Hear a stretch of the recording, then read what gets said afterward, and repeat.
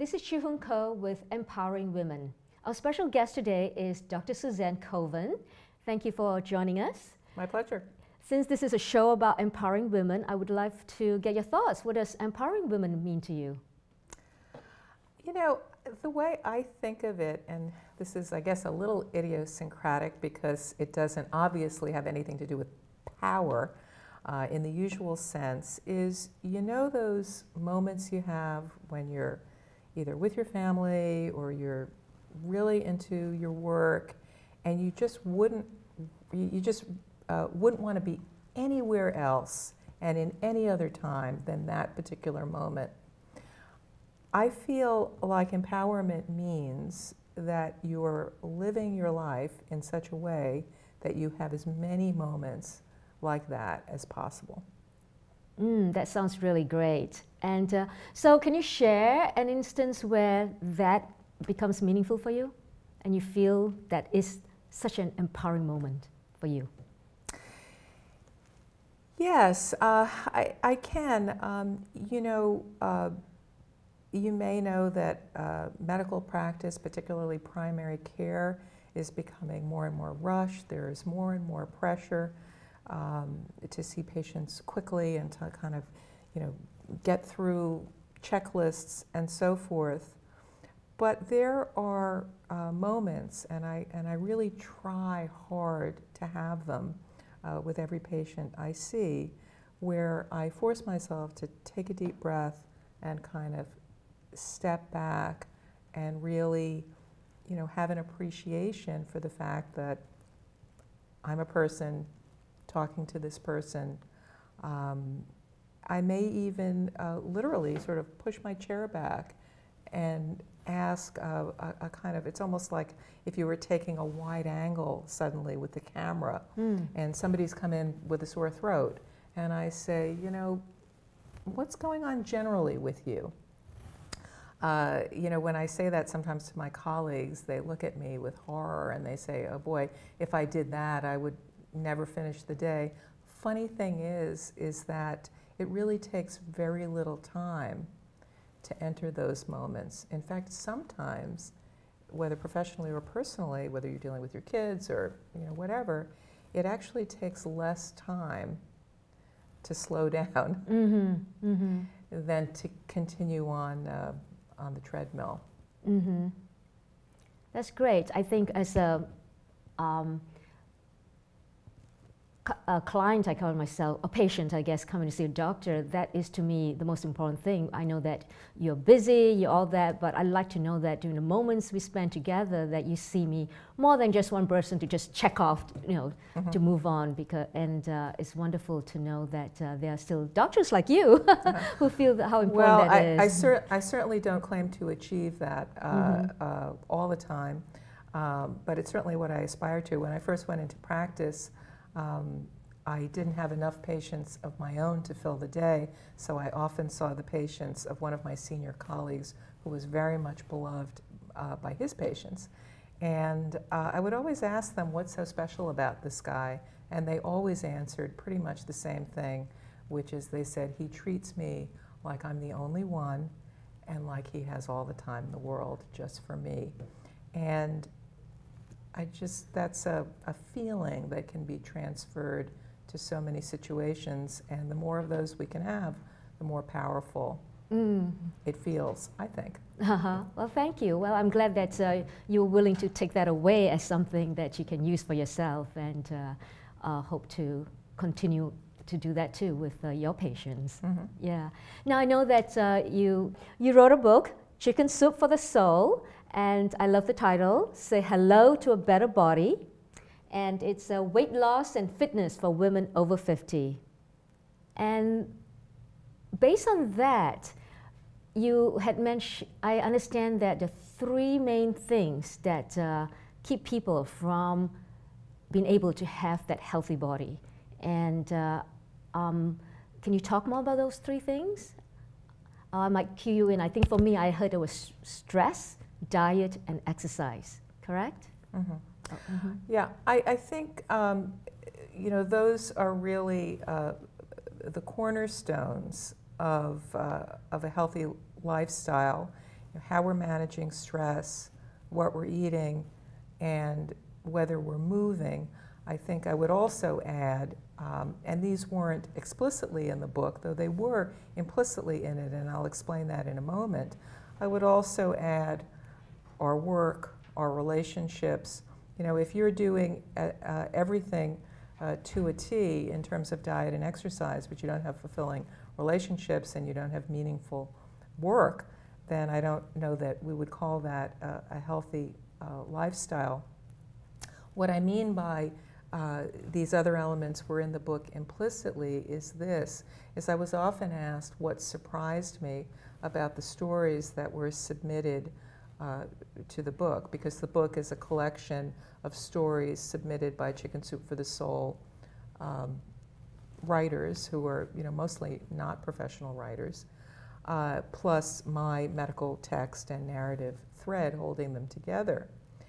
And there was something that surprised me, which was that the women who submitted stories, all of whom were women over 50 who had lost weight and gotten fit after 50, they all, every single one of them, did this in the context of some kind of relationship which was meaningful to them. And by that, I don't mean their husband wanted them to lose weight and they lost weight for their husband, because as an aside, I actually think that this is an issue that obsesses women more than men. But they used a behavior change to strengthen a social bond. A couple of examples. One woman moved to out of state. She felt very isolated. She was overeating. She was lonely. She started walking. A neighbor joined her. So now she had a walking buddy. She also had a new friend. And it was really as important to have a new friend as it was to be, you know, doing the cardio. Another woman missed her daughter terribly. Her daughter had moved across the country to go to medical school. They both got very interested in vegetarian and then vegan cooking. And they were on the phone every day and talking online about what they were cooking and recipes they were trying and so forth. So it wasn't just this sort of isolated what I'm eating, what cardio I'm doing, how many reps I'm doing at the gym. I don't think those things in and of themselves are terribly engaging. But when they're placed in a more meaningful context, I think they become easier to do, easier to incorporate into our sense of who we are, rather than just something we're doing because we know it's good for us and we should be doing it. That's so true. I think that I'm thinking of the moments when I'm able to change a new habit or do something differently. If I have a bigger motivation, it really drives me, so that I say, okay, you know, I don't want to get out and do this, but the reason I'm doing this is because, so that's very helpful for me. And so find the motivator, something hopefully beyond yourself, and that could be good. And you talk about support, having community, having people to sort of go along with you. Right. That seems to be important too. Right, but you also have to make it easy in the moment. You know, our whole day is sort of the series of decisions we make. Am I going to do this? Am I going to do that? Am I going to eat this? Am I going to eat that? And it may be good to have this bigger picture, this bigger vision, motivator in mind. But if you come home at the end of the day stressed and ravenous, all of that's going to go out the window, and you're going to be eating out of the refrigerator with your raincoat still on. That's right. Yeah? Guilty? Well, no, not guilty. I wouldn't use the word guilty. I would just say, you know, it's inevitable. So there's a good example. Instead of saying, and I'm not picking on you, I've certainly done this myself, instead of managing that situation, which, you know, most of us face every day. The witching hours, I think, are 10 a.m., 3 p.m., and the after dinner time, when we sort of, you know, get these cravings and urges to overeat. So instead of saying to ourselves, okay, this time I'm not going to engage in that bad behavior. Everything else is going to be the same. I'm still going to be tired. I'm still going to be hungry. I'm still going to get home with no plan. But this time, I'm going to resist. That's a losing game, and we know that from experience because it just is. So instead, how about sort of backing up several steps and saying, is there a way I can arrive home and not be so exhausted and not be so stressed and not be so hungry? It's a kind of a preventative thing. A way I like to think about it is this. If you had a child entrusted in your care, you wouldn't say to yourself, well, you know, they might get hungry today or they might not. I'm not sure. I'll deal with that when I get to it. No, you would have the little, you know, the little containers with the Cheerios and the, you know, you would be prepared. Mm-hmm. And there's no reason why you can't do that for yourself. I mean, on good days, I go off to work with, you know, I wouldn't even call it a lunchbox. It's really a fishing creel. And I've got, you know, I'm prepared for every possible craving and eventuality. It's actually sort of comical. But you know what? I don't come home and eat from the refrigerator in my raincoat anymore. And it's not because I'm such a good person, and it's not because I'm no longer guilty. Mm-hmm. It's because I don't need to. Mm-hmm. I like that advice, and I do have my little stash bag too, and you know, I just will be more conscious of when. It needs to be a big stash one. bag. Oh, I love to see what's in yours.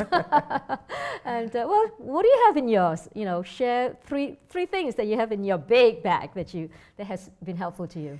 Well, you know, the items, I will tell you what the items are for me. They may be different for different people. What I think of in terms of moments. Mm-hmm. So I try, don't always succeed, believe me, but I try to have a little conversation with myself, a little huddle with myself every morning. And I think, okay, you know, where's my exercise going to come from today? How's that going to happen? And then I say, okay, when are you going to need some food? And every day is different. But a typical full day at work, I know that there's a really good chance I'll be hungry at 10 a.m. And I like fruit at 10 a.m. That's not, you know, right for everybody, but that works for me. Mm-hmm. I know I'm going to want lunch. There's a really good chance I'm going to want lunch. Mm-hmm. And if I don't plan for that, you know, I'm skulking around the cafeteria and, you know, the burgers and fries start looking really good. So lunch, you know, a salad with all kinds of interesting things in it and some protein, and I'm very happy. Mm-hmm. But then 2 or 3 o'clock comes around and I need something else. Maybe it's a yogurt, maybe it's a handful of nuts. I mean, none of this is, you know, there's no secret formula here. Mm-hmm. There's no magic, you know, eat for your blood type and make sure you have 9 different colors. I mean, we've overcomplicated this terribly. Mm-hmm. And then I know I'm going to want dinner. And I plan for that. I don't have to carry that around. Although, on evenings where I have a meeting, which is not infrequent, I plan for that too. Mm-hmm. And, you know, it's really like any other kind of planning that you would do, particularly if you were doing it for someone else, but you do it for yourself. Very often we'll ask, you know, a patient will tell me, I have no time for exercise, I have no time to plan meals.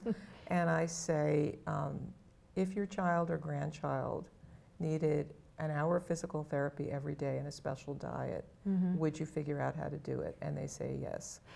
I say, if your dog, seriously, I'm not being funny here, if your dog needed an hour of physical therapy a day and a special diet, would you figure out how to do it? Yes, I would. Well, it's just a little planning, and it doesn't have to be perfect. You're really aiming to be a B student here. Yeah, I think you brought up, I think, a good point, which is that I think in general, women, we are nurturers, we like to take care of everybody, and the last person sometimes we take care of is ourselves. And we need to make ourselves number one too. That, you know, if we're happy, I think then everybody else will be happier. At least that's what my kids tell me when I get really stressed out. I say, Mom, I think you need to go and hit some tennis balls. I say, that's right. That's a wonderful way for me to de-stress and to sort of really be more conscious of what our needs are and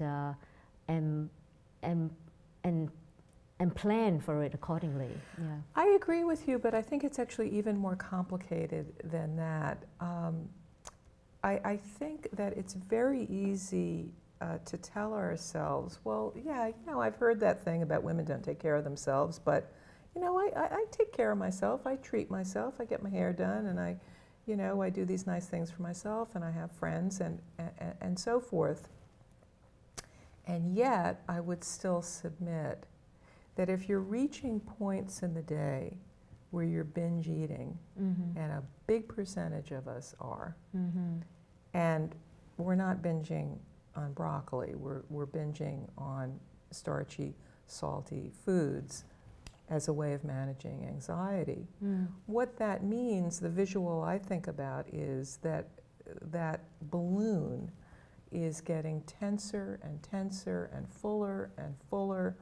And for many of us, the only loss of control we allow ourselves is eating. So finally, the pressure in the balloon is released, and it's whizzing around the room, except it's not really whizzing around the room. It's us, you know, grabbing the chocolate or the bread or whatever.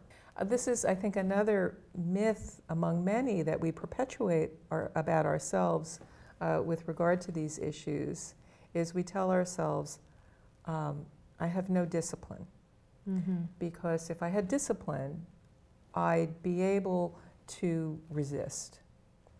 Except that all of the people who tell me they have no discipline are, you know, working. They're taking care of kids. They're taking care of parents, you know, and they're volunteering. I mean, they're doing a million things that require this discipline that they supposedly don't have. But what they're really saying, what I'm really saying, because I could say it about myself, is that when I don't manage stress effectively, the way I finally release that pressure valve is overeating and not exercising. So I agree with you, but I just sort of add those additional elements to that idea around self-care. Well, this is such a big aha thing that you just shared, and I just would love you to sort of summarize that again, so that people, women, know that to feel empowered, this is one thing they can start doing right away. Okay, so let's be very specific. Let's take that moment of, you know, you're in the raincoat in front of the refrigerator, having just come home from work. What I'm proposing is that we have mistakenly told ourselves, many of us have, I certainly have, my patients certainly have, that what empowerment would look like would be the ability to resist overeating in that moment. It's a losing game. It's not going to happen. It's a recipe for failure. Most of us know that because most of us have racked up a pretty good record of failure, if that's how we're defining success. How about if instead what success looks like, what empowerment looks like, is you're engineering your life in such a way that you don't reach that moment. You don't reach that precipice where the balloon is so tense and full that, you know, the pressure is going to escape and you're going to overeat. And why? Is it because overeating makes you a bad person? No, it really doesn't. That's meaningless. It's nonsense.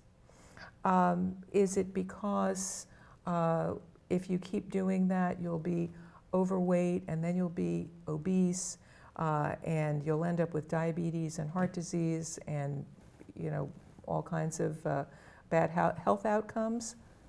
Yeah, that's true, but in the moment, it's not a great motivator. I think you don't want to reach that point because we all know what happens after that moment if it's mismanaged, if your life is not engineered in such a way to avoid it. You feel bloated, you feel tired, the evening is kind of shot, and you just don't feel well. And that's not particularly empowering. So in answer to your question, I really want to challenge the idea that what empowerment looks like in women's health is that we do a better job exerting willpower in situations in which willpower is virtually impossible to exert. Right, yeah, especially when you're in stress mode. Yeah, thank you. Yeah. That's right, because stress is the mode that we get in when we're running from tigers. There are no tigers anymore, but we still have the brain wiring that tells us that the tigers are coming. And if we can't fight them, we need to run from them. And so this is actually a physiologic effect. Our heart rate goes up, and you know, our pupils dilate, and you know, our digestion shuts off, and these are all real physical effects. This is not a state that you're in where you're being, you know, reflective, and you're making good choices, and you're, you know, thinking about the pros and cons. You know, you're in crisis mode. You're reacting. So you can't choose not to react, but you can choose to avoid reaching the crisis mode. Day in, day out. And many of us live in a constant state of mini crisis. Everything is a tiger. Traffic is a tiger. Our interactions with our kids are tigers.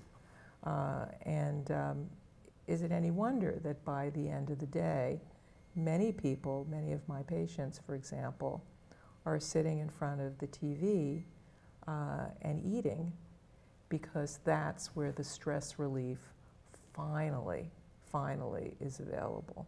That's not a matter of guilt.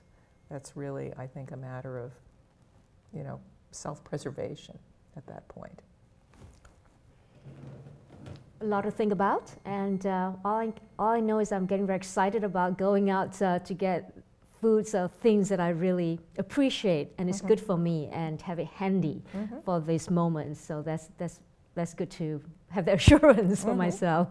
Yeah. Let me ask you this: when a woman go visit the doctor, what would you say are some of the questions an empowering woman should ask?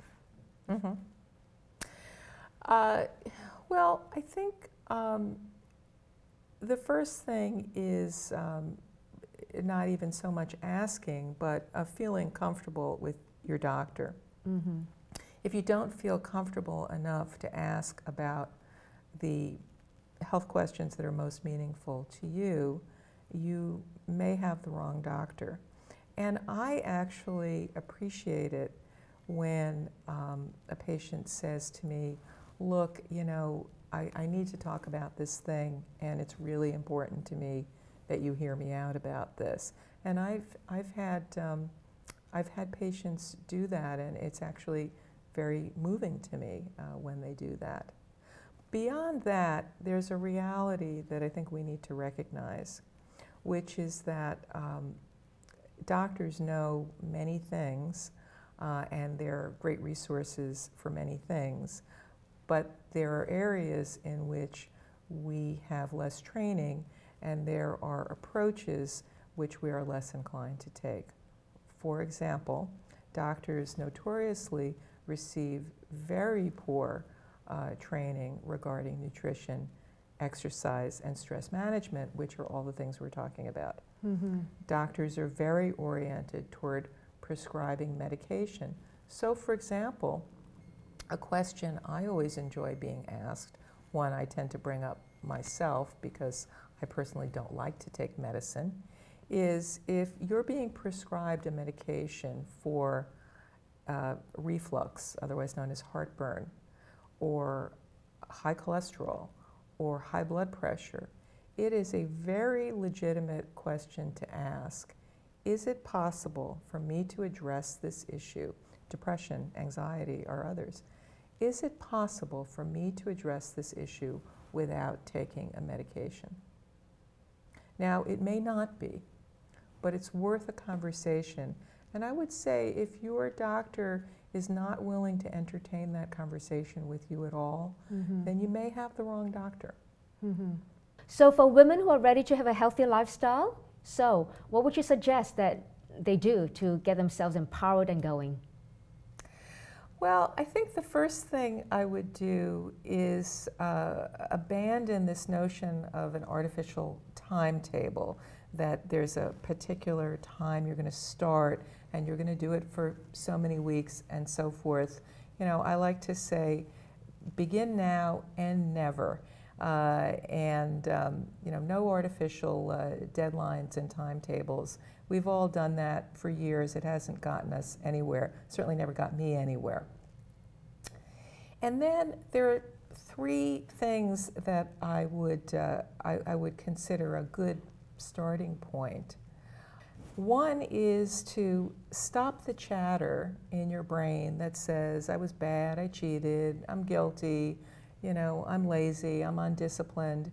It's totally unhelpful and totally untrue, and it's certainly nothing that you would find acceptable if someone were saying that about your mother, your daughter, or your friend. Nobody makes behavior changes with somebody screaming at them, or certainly doesn't make, I think, meaningful and lasting ones. The second thing is to start moving. We've overcomplicated the idea of exercise terribly, and you know, it has to be in a gym, and it has to be Pilates, and maybe it's weight bearing and so forth. And all of that stuff is stuff you can experiment with. But if all you did was walk 30 minutes a day, 5 days a week, you would be fulfilling the current basic fitness requirement.